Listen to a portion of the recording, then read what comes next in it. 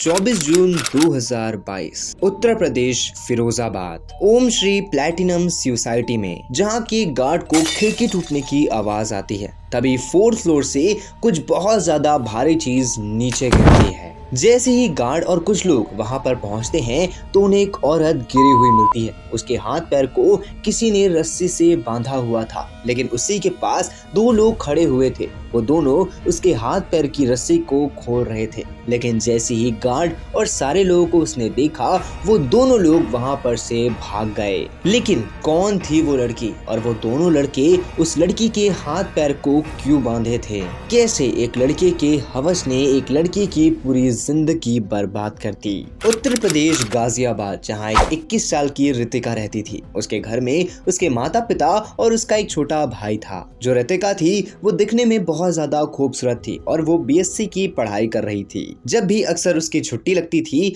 तो वो अपनी नानी के घर जाती थी, लेकिन उसकी नानी के घर के पास एक आकाश गौतम नाम का लड़का रहता था।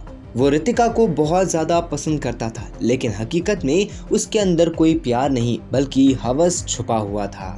लेकिन एक दिन जब रितिका अपनी नानी के घर गई हुई थी तो आकाश उसे प्रपोज करता है, लेकिन जो रितिका रहती है वो उसे अवॉइड कर देती है, क्योंकि वो आकाश को अपना सिर्फ एक दोस्त मानती थी और ज्यादा कुछ भी नहीं। लेकिन जो आकाश था उसकी हवस धीरे धीरे रितिका के लिए बढ़ती ही जा रही थी। धीरे धीरे वक्त बीतता है, 2024 आ जाता है। जो आकाश रहता है वो रितिका से मिलने के लिए इतना ज्यादा तड़प रहा होता है कि वो सीधा गाजियाबाद चला जाता है। वहां पर वो अपनी बहन के घर रुकता है, फिर जैसे तैसे रितिका का एड्रेस निकाल करके उसके घर चला जाता है। आकाश को देख करके रितिका के साथ साथ उसका पूरा परिवार शॉक हो जाता है, क्योंकि जो आकाश था वो दिखने में थोड़ा आवारा किस्म का था और उसका जो बोलचाल का तरीका था वो बहुत ही ज्यादा बदमाश किस्म का था। वहां पर वो रितिका के सामने अपने प्यार का इजहार करता है, लेकिन जो रितिका और उसके परिवार रहते हैं वो दोनों उसको घर से भगा देते हैं। लेकिन तभी उसी शाम के वक्त रितिका जब बाहर टहल रही थी तो आकाश उसे किडनैप कर लेता है और किडनैप करने के बाद उसे एक सुनसान जगह लेकर के जाता है और वहां पर उसे बताता है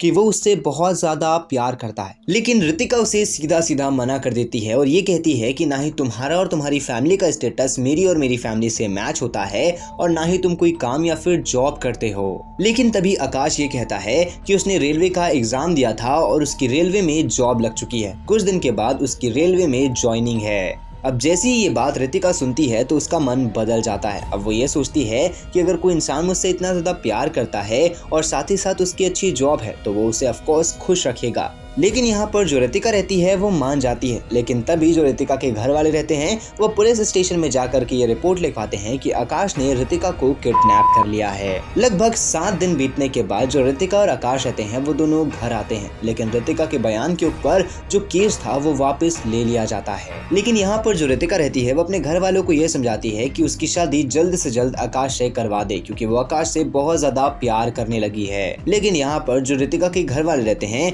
वो बिल्कुल नहीं मानते, क्योंकि आकाश जो था वो दिखने में एकदम आवारा गुंडा किस्म का था और उसे बात करने की कोई भी तमीज नहीं थी। लेकिन यहाँ पर जो रितिका रहती है वो आकाश के तरफ होकर के ये कहती है कि आकाश की बहुत जल्द ही रेलवे में जॉब लग जाएगी और वो उसे काफी ज्यादा प्यार करता है तो वो उसे बहुत ज्यादा खुश रखेगा। अब यहाँ पर जो रितिका के घर वाले रहते हैं वो रितिका के दबाव में आकर के 2014 में रितिका की शादी करवा देते हैं आकाश के साथ। लेकिन शादी के 2 महीने बाद उसे आकाश का असली चेहरा नजर आता है, जिसमें ये पता चलता है कि जो आकाश है उसकी कोई भी रेलवे में जॉब नहीं लगने वाली। उसने शादी करने के लिए ये सब कहानी बनाई थी और ना ही वो कोई जॉब करता था या पैसा कमा करके घर में लाता था, और उसी के साथ साथ वो रितिका को काफी ज्यादा हैरेस करता था और उसके साथ मारपीट भी करा करता था।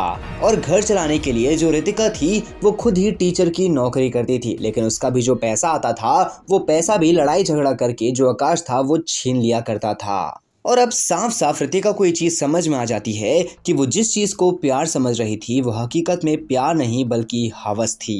ऐसे ही टाइम बीतने लगता है, लेकिन तभी जो रितिका रहती है उससे एक लड़की की दोस्ती होती है फेसबुक के द्वारा।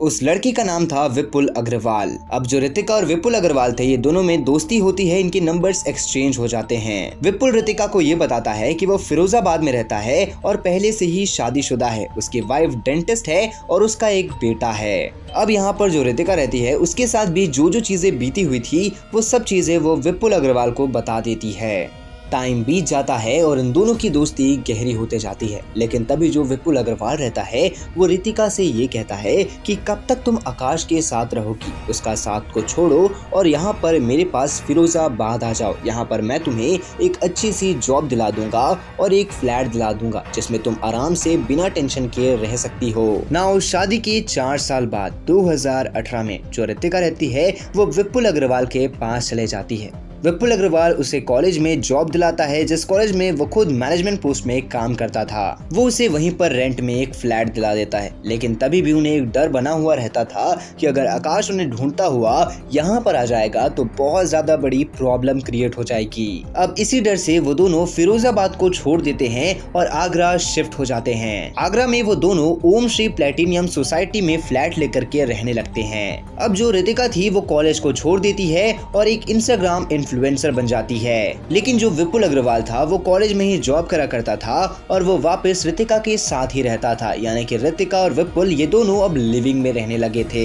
धीरे धीरे वक्त बीत जाता है और 2022 आ जाता है। यहाँ पर जो विपुल अग्रवाल रहता है वो रितिका को ये एडवाइस देता है कि अब तुम्हें आकाश के खिलाफ डिवोर्स केस फाइल कर देना चाहिए और वो उससे कंपनसेशन अमाउंट भी मांगते हैं 50 लाख रुपए का। अब जो रितिका रहती है वो विपुल की बात सुन के आकाश के खिलाफ डिवोर्स केस और कंपनसेशन फाइल कर देती है, लेकिन जैसे ही ये नोटिस आकाश के पास पहुंचता है तो आकाश काफी ज्यादा घबरा जाता है, क्योंकि डिवोर्स तो वो दे सकता था लेकिन 50 लाख रुपए का कंपनसेशन अमाउंट वो नहीं दे सकता था, जिसकी वजह से वो प्लान बनाता है कि अब वो रितिका को ही खत्म कर देगा। वो जैसे तैसे करके रितिका के एड्रेस को ढूंढता है, उसे पता चल जाता है कि जो रितिका है वो ओम श्री प्लैटिनम सोसाइटी में रहती है। तभी 24 जून 2022 वो प्लान बनाता है जिसमें वो अपनी 2 बहन जिसका नाम सुशीला और काजल था और उनके साथ साथ अपने 2 दोस्त जिसका नाम चेतन और अनवर था उन्हें शामिल करता है। वो उन चारों के साथ ओम श्री प्लैटिनम सोसाइटी में जाता है।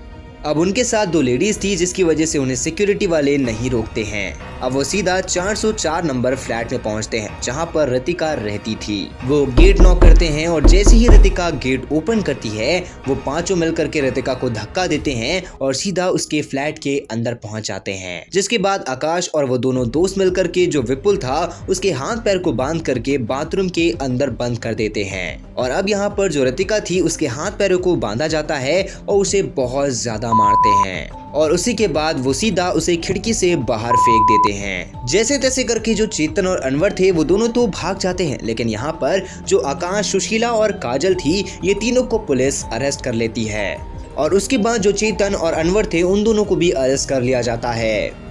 जिसके बाद ये पांचों से इंटरोगेशन करी जाती है और उसके बाद ये चीज खुद ये मान लेते हैं कि हाँ इन्होंने ही रितिका को खिड़की से बाहर फेंका था। नाउ वेल ये पांचों के पांच तो अभी सलाखों के अंदर है, लेकिन आपने इस कहानी से क्या सीखा अपनी ओपिनियन कमेंट बॉक्स में जरूर बताइएगा। बाकी अगर आप ऐसे ही क्राइम डॉक्यूमेंट्रीज देखना चाहते हैं तो हमारे चैनल को सब्सक्राइब करके बेल आइकन कॉल पे सेट करना मत भूलना। मैं मिलता हूँ आप लोगों से नेक्स्ट वीडियो में।